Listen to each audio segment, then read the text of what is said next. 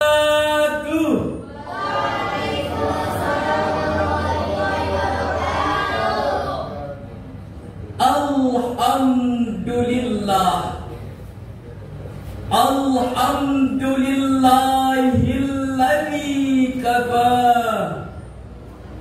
wassalatu wassalamu ala sayyidil mustafa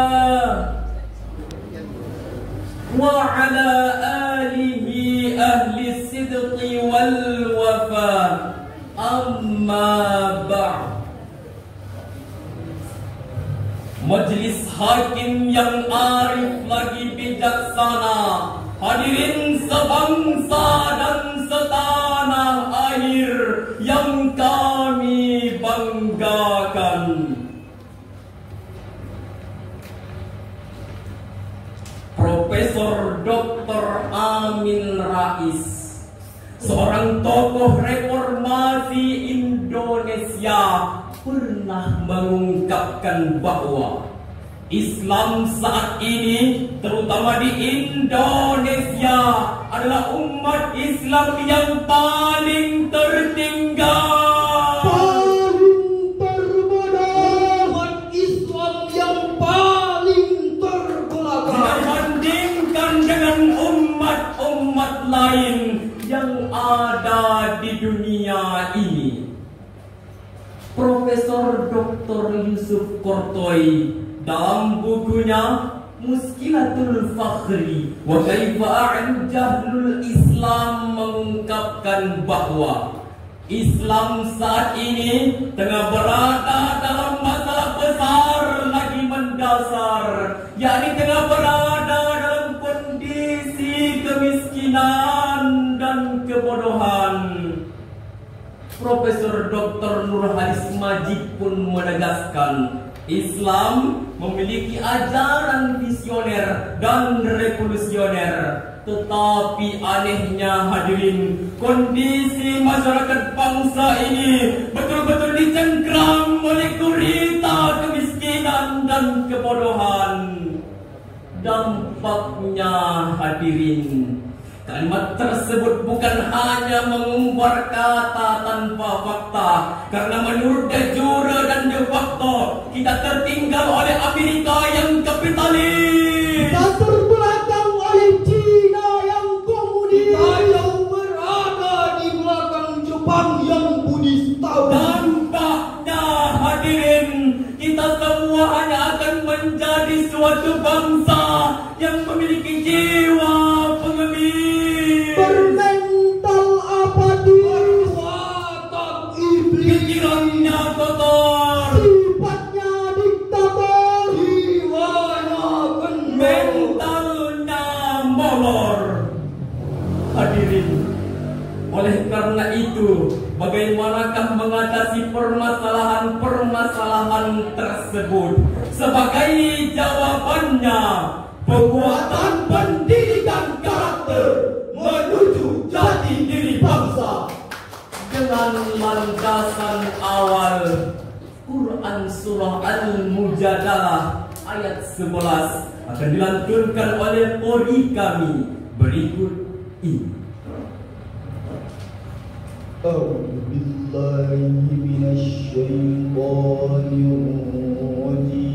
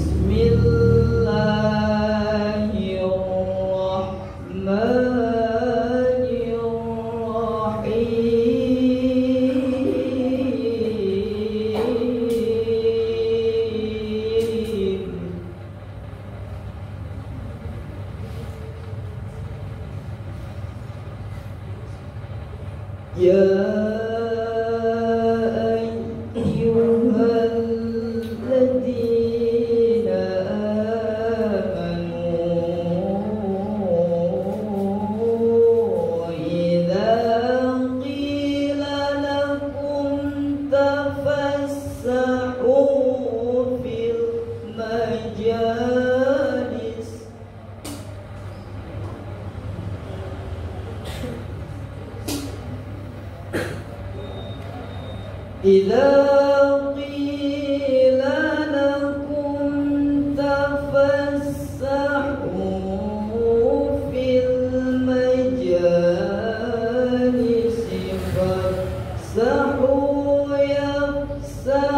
الله لكم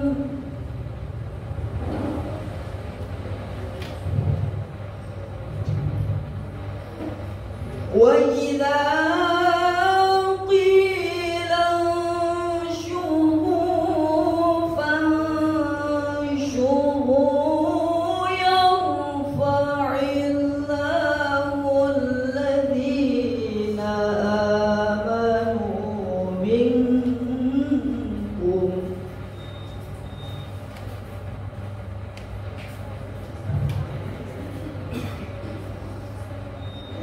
يرفع الله الذين آمنوا منكم والذين أوتوا العلم درجات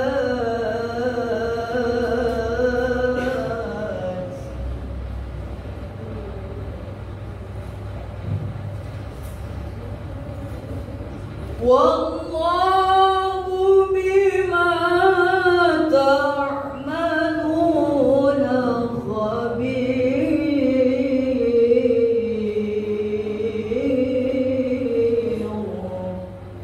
Aku berlindung kepada Allah dari godaan setan yang terkutuk dengan menyebut nama Allah yang Maha Pengasih lagi Maha Penyayang.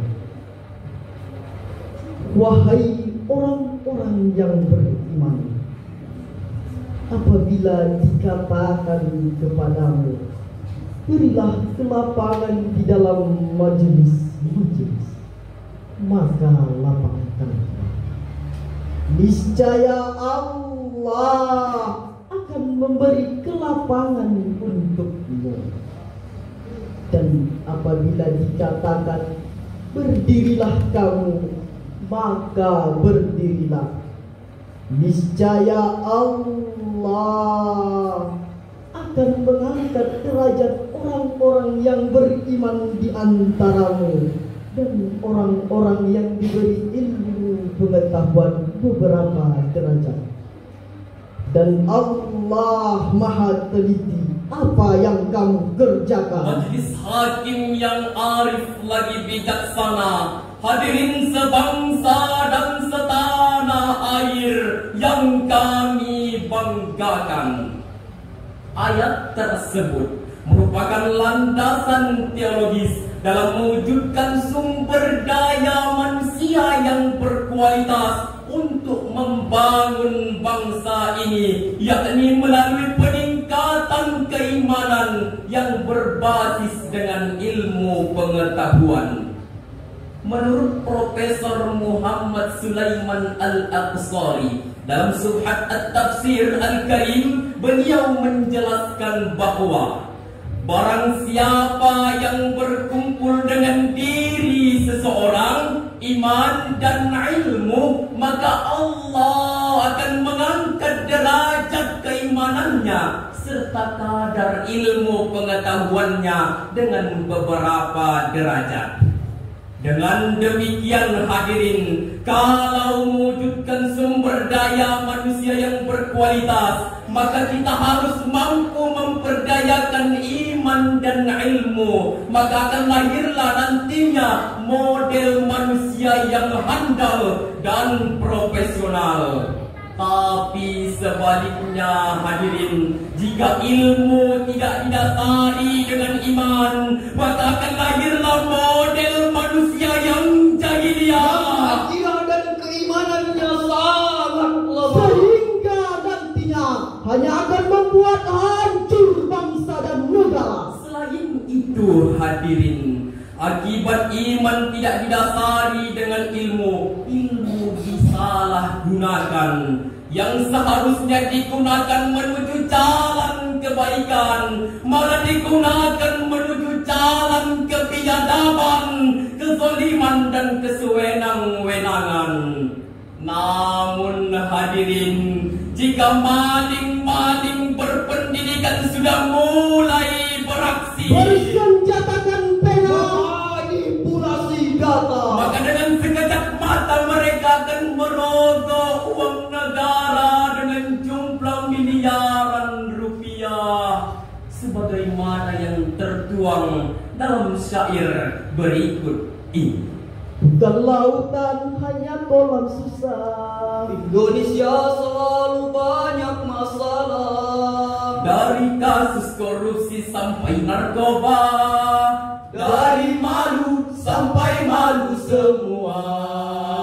Orang bilang negeri kita demokrasi, tapi masih banyak tikus yang berdasi. Ini salah siapa? Ini dosa siapa? Ini salah siapa? Ini dosa siapa? Demikianlah hadirin, akibat ilmu tidak didasari dengan iman, maka apa lagi yang harus kita lakukan jikalau telah memiliki ilmu? Sebagai jawabannya yang diterangkan Allah dalam Quran surah At-Taubah ayat 105 akan dilantunkan oleh qori kami berikut ini. Wa qul i'malu fasayarallahu 'amalakum wa rasuluhu wal mu'minun.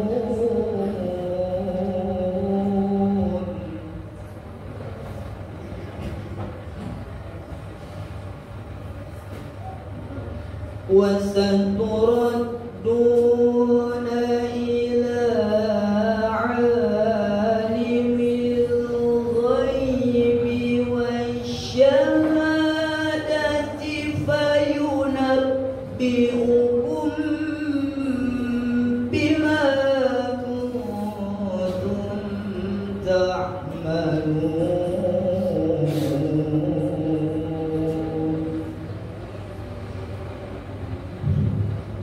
وستردون إلى عالم الغيب والشهادة فينبئكم بما كنتم تعملون.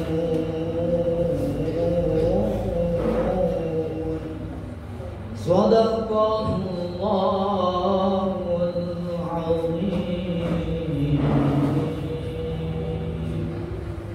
Dan katakanlah, bekerjalah kamu, maka Allah akan melihat pekerjaanmu. Begitu juga Rasulnya serta orang-orang mukmin. Dan kamu akan dikembalikan kepada Allah yang mengetahui yang gaib dan yang nyata. Lalu diberitakannya kepadamu apa yang telah kamu kerjakan. Maha benar Allah yang maha agung dengan segala firman. Majelis hakim yang arif lagi bijaksana, hadirin sebangsa dan setanah air yang kami banggakan. Firman Allah tersebut memberi penegasan kepada kita untuk giat bekerja, berpendidikan, berusaha. Karena berpendidikan dan berusaha menunjukkan arti kewajiban. Dalam kata i'malu merupakan sighah amar atau perintah. Di dalam kitab Al-Mustafa min Ilmil Usul karangan Imam Al-Ghazali yang dijelaskan dalam kaidah usul fiqh, Al-aslu fil amri lil wujub. pada dasarnya perintah bekerja, berpendidikan dan berusaha menunjukkan arti kewajiban. Bagaimana mungkin bangsa ini bisa membangun sumber daya manusia yang berkualitas jika bangsa ini penuh dengan kemalasan, tidak berpendidikan, berada dalam ketergantungan, dan hanyut dalam hayalan. Saudaraku, seiring dan sejalan dengan cita-cita bangsa ini untuk meningkatkan sumber daya manusia yang berkualitas, maka kita harus meningkatkan sumber daya yang berkualitas. Berdaya saing, berwawasan luas, dan berintegritas. Jangan sampai bangsa ini mengemis atau meminta-minta sebagaimana yang diterangkan Insinyur Soekarno berikut ini. Kita bangsa besar, bukan bangsa tempe. Kita tidak akan mengemis, kita tidak akan meminta-minta, apalagi dengan embel-embel ini dan itu. Lebih baik makan geprek tetapi merdeka daripada makan bisik tetapi budak. Hadirin, inilah kondisi masyarakat bangsa saat ini, betul-betul dicengkram oleh gurita kemiskinan dan kebodohan. Oleh karena itu hadirin, mari kita mencari pendidikan yang berbasis dengan keimanan. Mungkin sampai sinilah syarahan yang dapat kami sampaikan. Terima kasih atas segala perhatian. Mohon maaf atas segala kesalahan. Billahi taufiq wal hidayah wal ridha wal inayah. Assalamualaikum warahmatullahi wabarakatuh.